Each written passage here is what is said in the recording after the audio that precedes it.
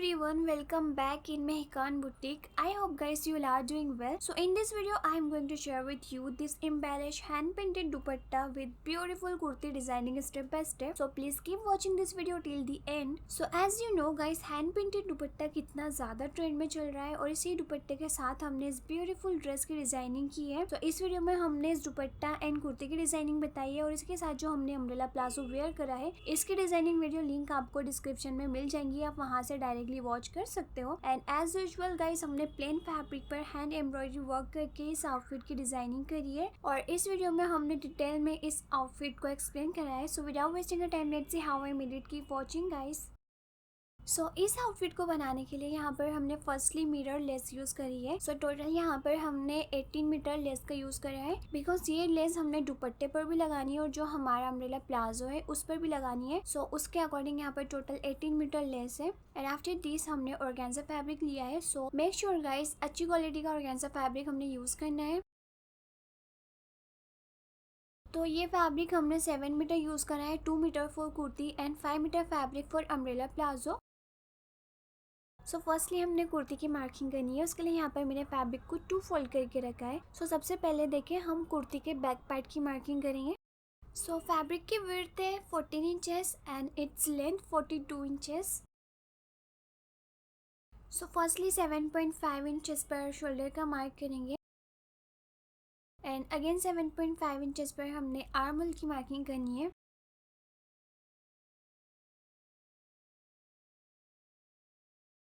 And chest के लिए यहाँ पर हमने 12 इंचेस पर मार्किंग करी है, एक्स्ट्रा मेजरमेंट इंक्लूड करके। अब इस तरह से हमने ये मार्क को ज्वाइन करते हुए स्ट्रेट लाइन ड्रॉ कर लेनी है। जो भी आपका मेजरमेंट हो उसके अकॉर्डिंग हमने यहाँ पर मार्किंग करनी है।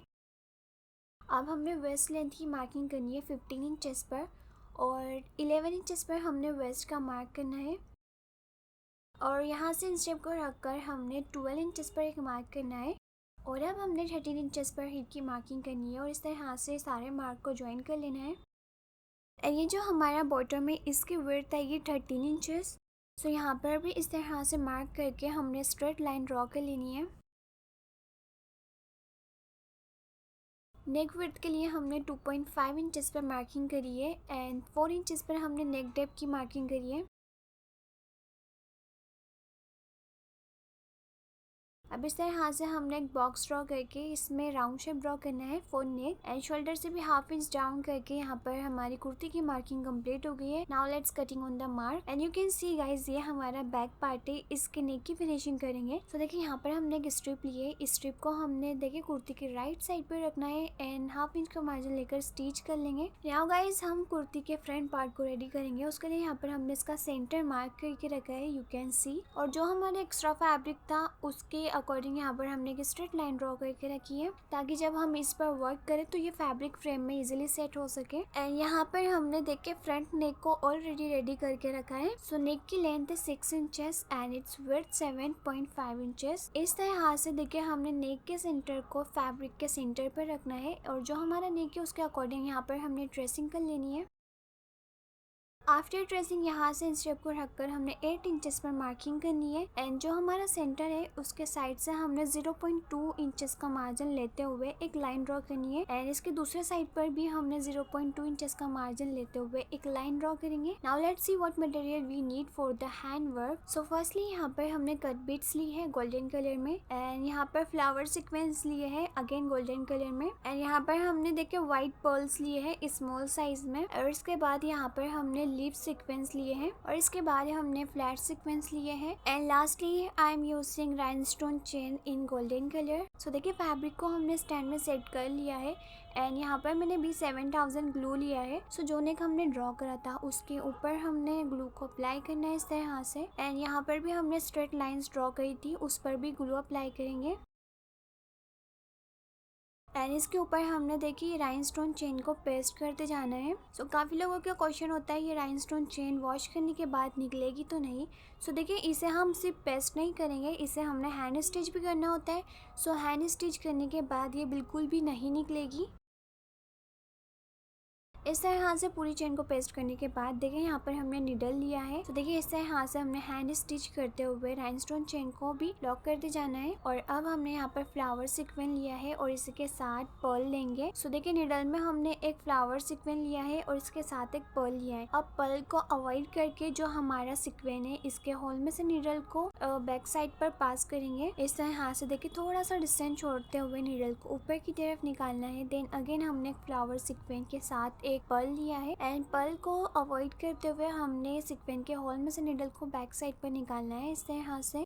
इसके बाद हमने देखिए निडल में 5 कट बीट के साथ एक पर्ल लिया है और इस तरह से हमने निडल को बैक साइड पे निकालना है। अब देखिए यहाँ से निडल को ऊपर की तरफ निकाल के अगेन हमने 5 कट बीट के साथ एक पर्ल लेना है और इस तरह क्रॉस करते हुए निडल को रॉन्ग साइड पे निकालेंगे। तो कुछ इस तरह से यहाँ पर हमारी डिजाइन क्रिएट होगी। देन इसके बाद देखिए हमने थोड़ा सा स्पेस छोड़ते हुए एक फ्लावर सीक्वेंस लगाया है। इसके साथ हमने ये कट बीट की डिजाइनिंग करनी है। सो देखिए एक फ्लावर सीक्वेंस छोड़कर ही हमने ये कट बीट की डिजाइनिंग करनी है।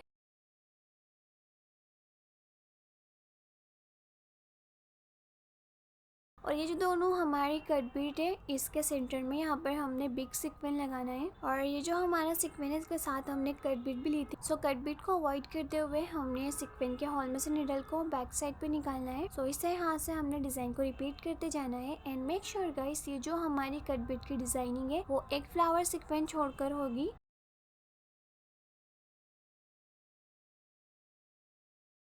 और ये जो दोनों के बीच का स्पेस है इसमें यहाँ पर हमने एक सीक्वेंस टक करना है।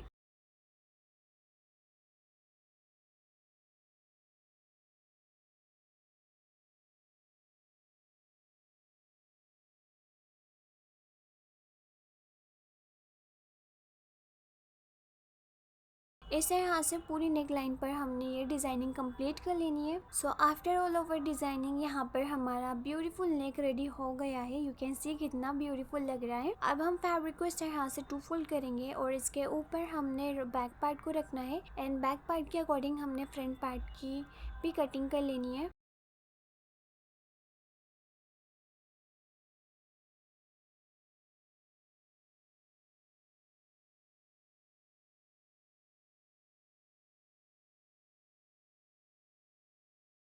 आफ्टर कटिंग गाइस देखिए फ्रंट पार्ट को ओपन करेंगे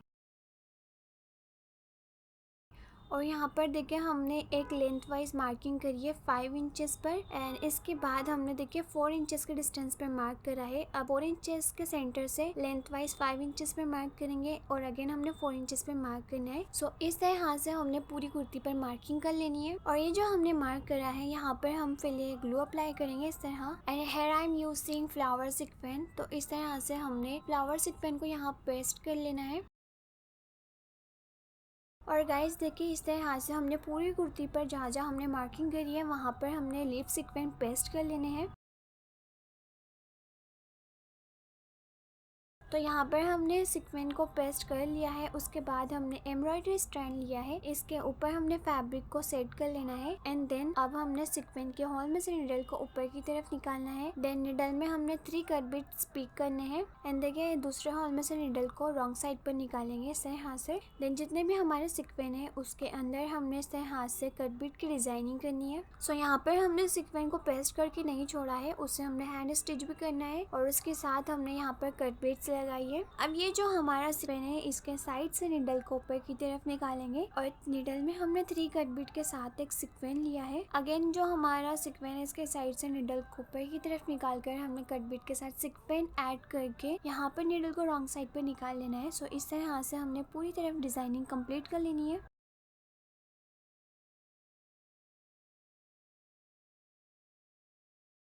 सो यहाँ पर हमने हैंड वर्क कंप्लीट कर लिया है। यू कैन सी कितना प्रिटी वर्क हमने करा है।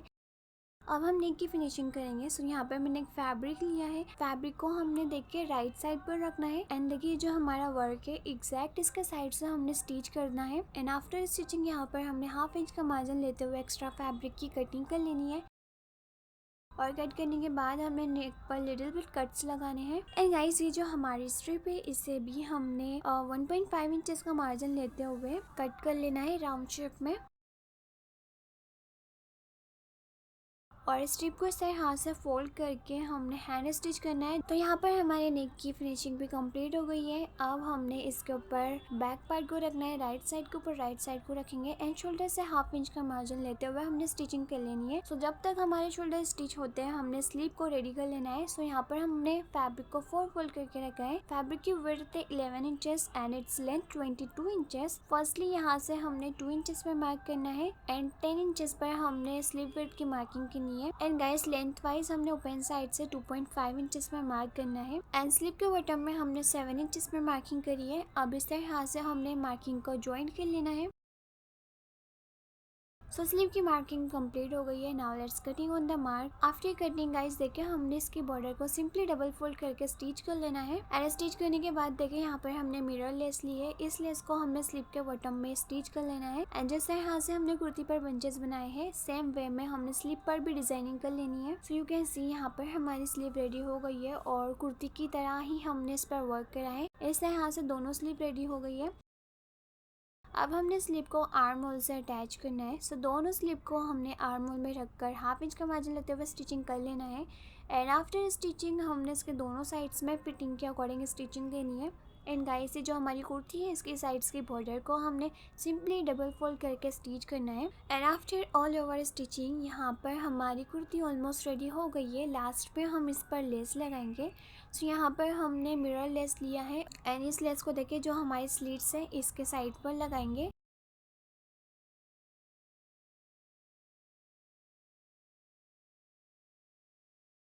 एंड इस तरह से पूरी तरह इस लेस को हमने स्टिच कर लेना है। एंड गाइस यहाँ पर हमारी कुर्ती रेडी हो गई है।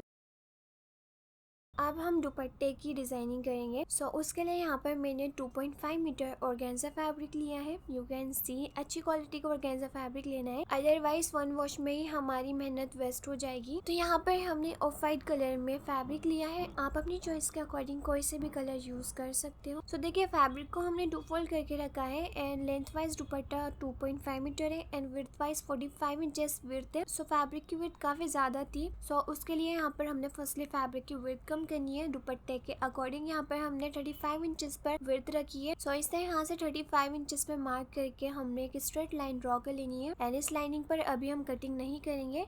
सो देखिए अब हमने पेपर के ऊपर यहाँ पर ट्रेसिंग करनी है कि इस तरह की डिजाइनिंग हमें चाहिए। सो फर्स्टली मैंने एक फ्लावर ड्रॉ करा है। सो जिस तरह से आपको डिजाइनिंग चाहिए आपने उसके अकॉर्डिंग यहाँ पर ट्रेसिंग करनी है।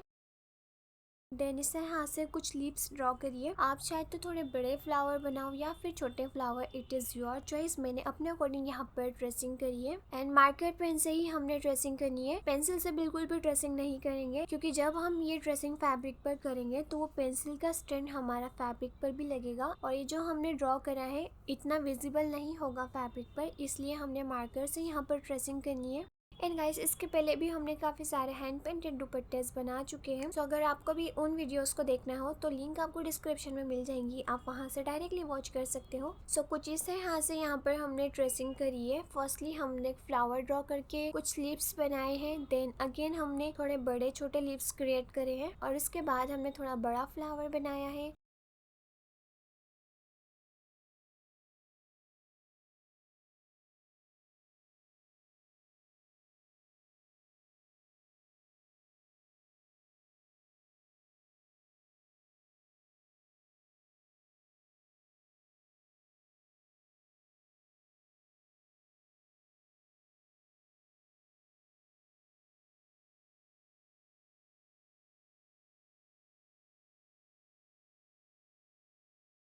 सो इस तरह से यहाँ पर हमारी ड्रेसिंग कंप्लीट हो गई है। और हाँ मैं आपको बता दूँ फैब्रिक की विड्थ हमारी 24 इंचेस है और इसकी लेंथ है 28 इंचेस। अब इसके ऊपर देखिए हमने फैब्रिक को रखना है एंड ये डिज़ाइन हम फैब्रिक पर पेंसिल की हेल्प से ट्रेस करेंगे। और ट्रेसिंग करने से पहले हमने यहाँ पर पिन अप कर लेना है फैब्रिक को पेपर से। और यहाँ पर हम मार्कर का यूज़ बिल्कुल भी नहीं करेंगे क्योंकि मार्कर का स्टैंड बिल्कुल भी नहीं निकलेगा फैब्रिक से। सो इसलिए हमने पेंसिल का यूज़ करना है। मार्कर से ट्रेसिंग बिल्कुल भी नहीं करेंगे क्योंकि मार्कर का स्टैंड बाद में निकलना नहीं है और अगर हमारा थोड़ा सा भी गलत होता है तो वो हम इरेज भी नहीं कर सकते, इसलिए हमने पेंसिल का यूज़ करना है। सो पूरी डिजाइन को हमने फैब्रिक पर ट्रेस कर लेना है इस तरह से। सो देखिए फाइनली यहाँ पर हमने ट्रेसिंग तो कंप्लीट कर ली है, now it's time to colouring.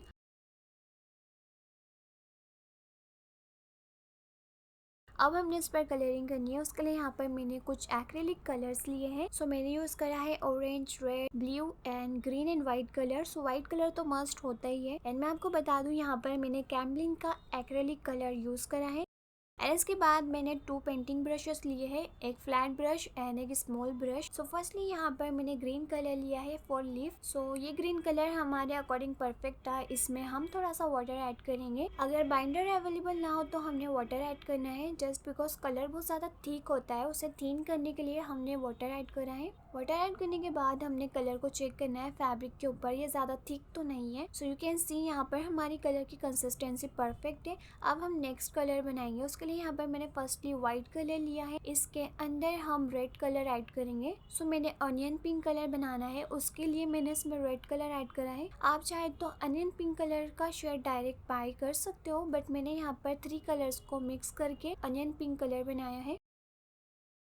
और देखिए यहाँ पर हमारा कलर का शेड परफेक्ट बन गया है। और अब हम नेक्स्ट कलर बनाएंगे। उसके लिए यहाँ पर मैंने ब्लू कलर लिया है, इसके अंदर हम रेड कलर को मिक्स करेंगे। सो थर्ड कलर भी हमारा रेडी हो गया है। अब हम कलरिंग स्टार्ट करेंगे। सो फर्स्टली देखिए हमने लिप्स में कलर फिल करना है बाय यूजिंग फ्लैट ब्रश। सो ऐसे हाथ से हमने जितनी भी लिप्स है पूरी लिप्स में एक साथ कलरिंग कंप्लीट कर लेनी है। देन हम फ्लावर पे कलर करेंगे। सो जो हमने ड्रेसिंग करी है उसकी आउटलाइनिंग कर लेंगे। देन उसके अंदर हमने कलर फिल करना है। और इस फैब्रिक को मैंने बड़ी फ्रेम में सेट करा था ताकि हम एक साथ कलर कर सके। अगर मैं वो छोटी वाली फ्रेम यूज़ करती तो उसमें मुझे वेट करना पड़ता कब ये कलर सूखेगा, देन मैं इसके बाद दूसरी तरफ कलर करूँगी। सो उसमें मुझे काफ़ी वेट करना पड़ता, इसलिए मैंने यहाँ पर बड़ी फ्रेम में फैब्रिक को सेट करा है। इस तरह से हमने पूरी लिप्स में कलर फिल कर लेना है।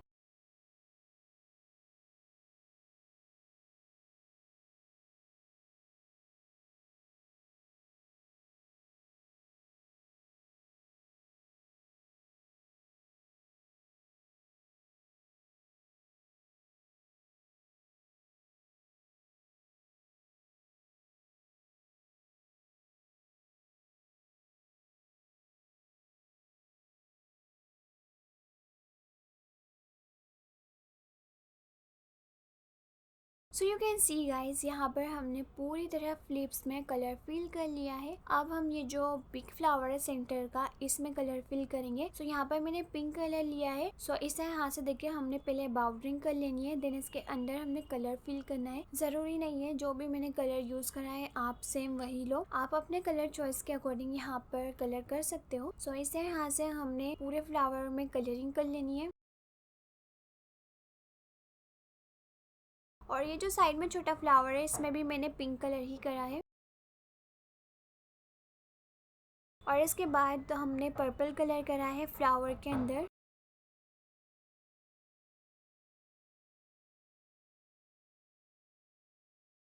एंड कुछ फ्लावर्स में हमने ऑरेंज कलर फिल करा है।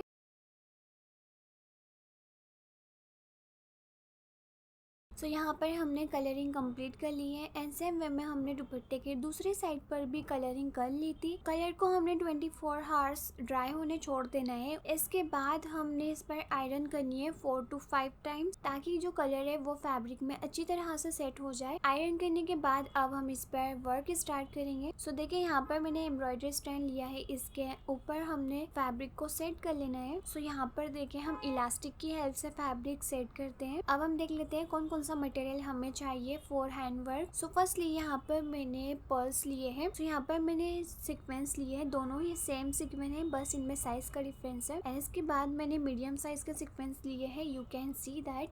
एंड इसके बाद हमने कट बीट्स लिए हैं। और इस वर्क को करने के लिए मैंने आरी निडल लिया है एंड एक थ्रेड लिया है। सो देखिए आरी निडल में हमने कट बीट्स फिल कर लेनी है। कुछ इस तरह से थ्रेड को ऊपर की तरफ निकाल कर हमने 3 कट बीट्स यहाँ पर टक करते जानी है। सो बहुत ही इजी है आरी से कट बीट्स लगाना। सो गाइस, अगर आपको आरी से कट बीट लगाना नहीं आता हो तो मैंने इसके पहले आपको नीडल से कट बीट लगाना बता चुकी हूँ। सो अगर आपको देखना है नीडल से किस तरह से कट बीट्स लगती है, उसकी वीडियो लिंक आपको डिस्क्रिप्शन में मिल जाएंगी, आप वहाँ से देख सकते हो। सो इस तरह से हमने पूरी फ्लावर्स की कट बीट से बाउंड्रिंग कर लेनी है।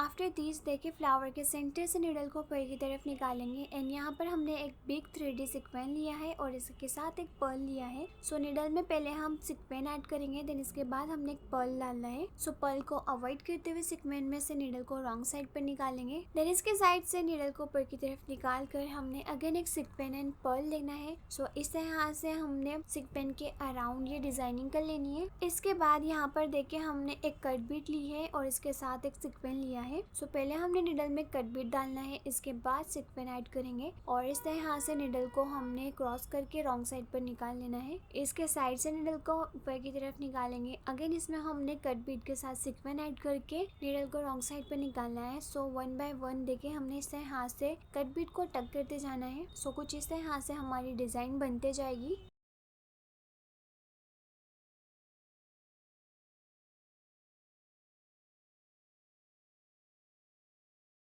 ये डिज़ाइन कंप्लीट होने के बाद यहाँ पर देखिए हमने निडल को ऊपर की तरफ निकाला है एंड अगेन यहाँ पर मैंने कट बीट एंड सिक्वेंस लिया है। सो कट बीट को पहले हमने निडल में ऐड करना है, देन उसके बाद सिक्वेंस ऐड करेंगे एंड इस तरह से निडल को हमने रॉन्ग साइड पर निकालना है। सो ये डिजाइनिंग हमने थोड़ा थोड़ा डिस्टेंस पर रिपीट करते जानी है। इस तरह से पूरे फ्लावर पर हमने ये डिजाइनिंग कर लेनी है। So you can see that guys, यहाँ पर हमने एक फ्लावर की डिजाइनिंग कंप्लीट कर लिया है। Now I will show you हमने दूसरे फ्लावर पर किस तरह से डिजाइनिंग करनी है। सो अगेन हमने कट बीट से यहाँ पर फ्लावर की बाउंड्रिंग कर लेनी है। सो 3 कट बीट्स हमने यहाँ पर टक करते जाने हैं इस तरह से और इस तरह से हमने पूरे फ्लावर की बाउंड्रिंग कंप्लीट कर लेनी है।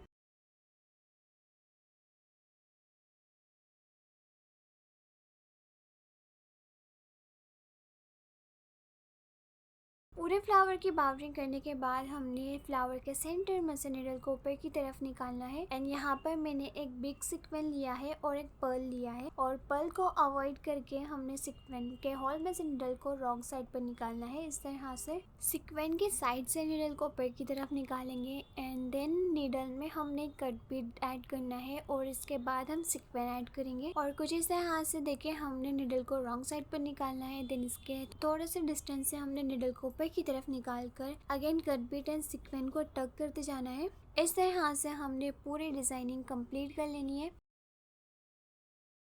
अब हमने निडल को ऊपर की तरफ निकालना है और निडल में फर्स्टली हम सिक्वेंस ऐड करेंगे और इसके बाद हमने पर्ल ऐड करना है। अगेन पर्ल को अवॉइड करते हुए हमने सिक्वेंस के होल में से निडल को रॉन्ग साइड पर निकालेंगे। सो इस तरह से हमने थोड़े थोड़े डिस्टेंस पर ये डिजाइनिंग रिपीट करते जानी है।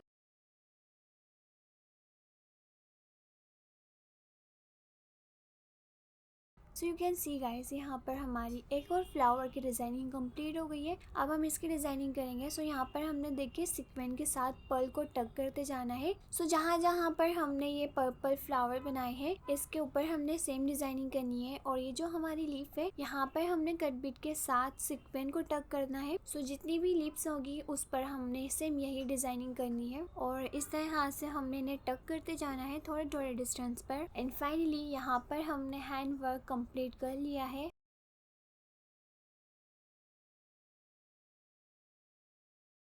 Now here I am using mirror lace 7 metre. So दुपट्टे के लिए 7 मीटर लेस इनफ होती है। इस तरह से हमने पूरे दुपट्टे के बॉर्डर्स पर ये लेस को रख कर स्टिच कर लेना है।